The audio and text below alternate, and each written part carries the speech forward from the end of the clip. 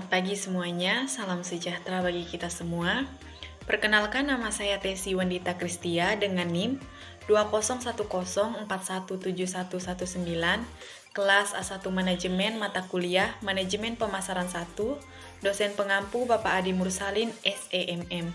Pada video kali ini, saya akan membacakan ringkasan bab 6, yaitu bauran pemasaran produk.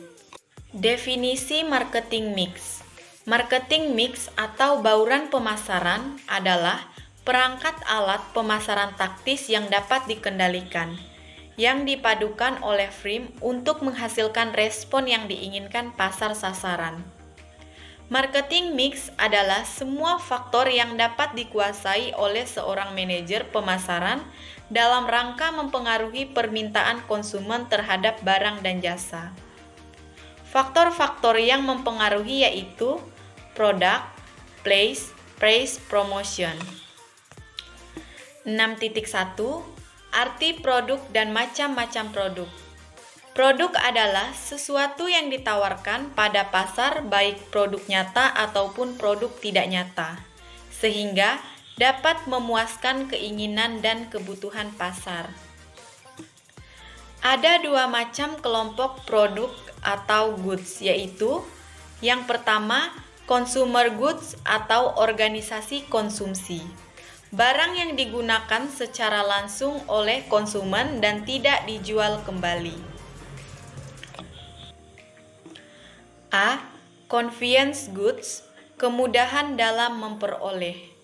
Barang-barang yang dapat dibeli atau dikonsumsi oleh konsumen, di mana dalam memperoleh barang tersebut, konsumen tidak perlu mengeluarkan daya upaya yang sulit, karena barang-barang tersebut biasanya berada di sekeliling konsumen.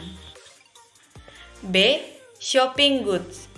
Barang-barang yang dibutuhkan konsumen, di mana dalam memperoleh barang tersebut, konsumen perlu mengadakan penelitian terlebih dahulu atau perbandingan dari satu toko atau display ke toko yang lain. C. Specialty goods. Industrial goods atau barang produsen. Barang-barang yang dibeli untuk diperdagangkan lebih lanjut atau barang yang akan dipakai dalam proses pengolahan lebih lanjut. Barang yang dibeli konsumen di mana saat pembelian, para konsumen memerlukan daya upaya khusus, menabung dulu, jarak atau lokasi jauh. Yang kedua, industrial goods atau barang produsen. Barang-barang yang dibeli untuk diperdagangkan lebih lanjut atau barang yang akan dipakai dalam proses pengolahan lebih lanjut. Ada beberapa macam perlakuan terhadap produk agar permintaan terhadap produk meningkat, antara lain, yang pertama packing, yaitu pengemasan atau pembungkusan. Barang-barang dengan tujuan melindungi barang tidak rusak dan tetap utuh. Yang kedua, branding. Nama atau simbol yang digunakan pada suatu produk agar produsen dapat memperkenalkan produknya guna membedakan dengan produk lain. Yang ketiga, labeling. Selembar kertas, metal, atau benda lain yang dibubuhkan pada produk yang menunjukkan tanda atau informasi tentang isi, milik, dan sumber.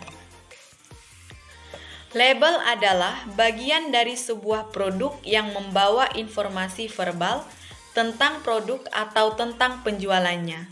Label merupakan bagian sebuah kemasan atau merupakan etika lepas yang ditempelkan pada produk.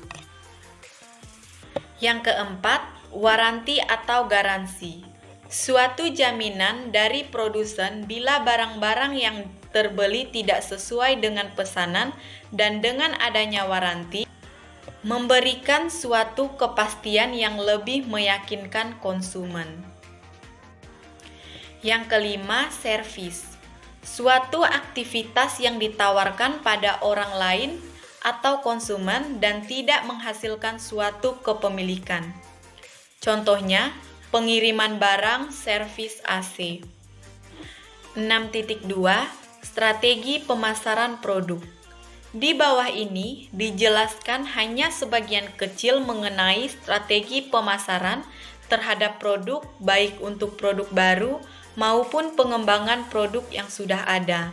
Antara lain, yang pertama, produk lini, yaitu kelompok produk yang berhubungan dengan erat karena fungsinya serupa, dijual kepada kelompok pelanggan yang sama, dipasarkan lewat jenis toko yang sama, atau masuk dalam kisaran harga yang sudah ada.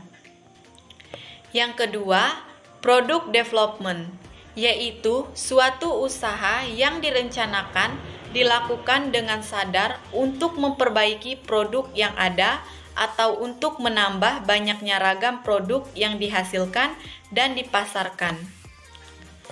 Partisipasi dalam perencanaan produk, ide-ide dapat muncul dari konsumen, distributor, industrial buyer, investor, dan pabrikan.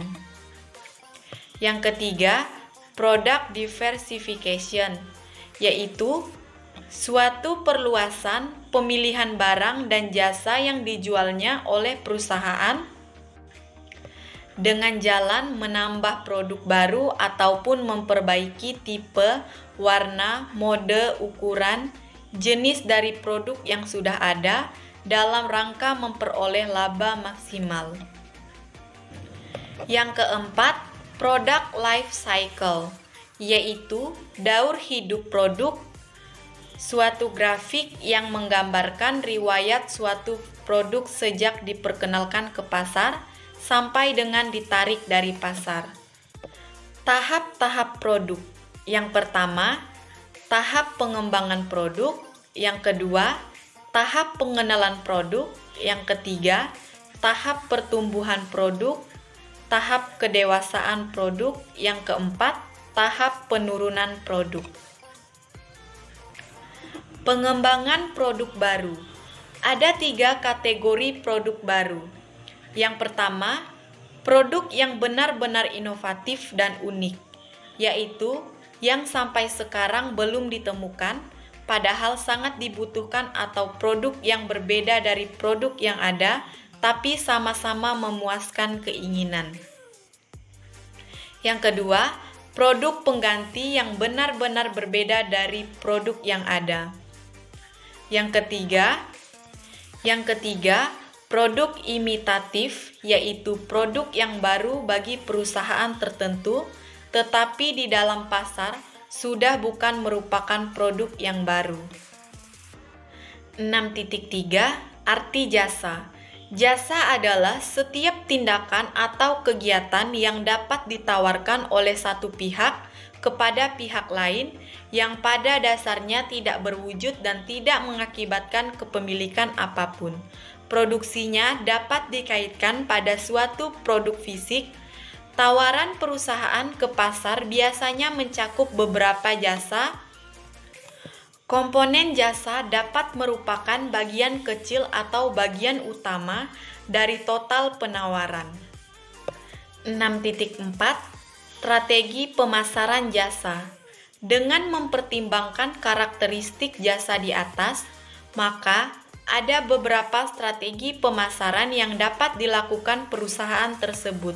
Antara lain, yang pertama, strategi mengatasi masalah yang ditimbulkan oleh karakteristik tidak berwujud, yaitu menekankan petunjuk-petunjuk yang tampak seperti tempat, desain interior dan eksterior, sumber daya manusia, ramah, responsif, murah senyum, berpakaian rapi.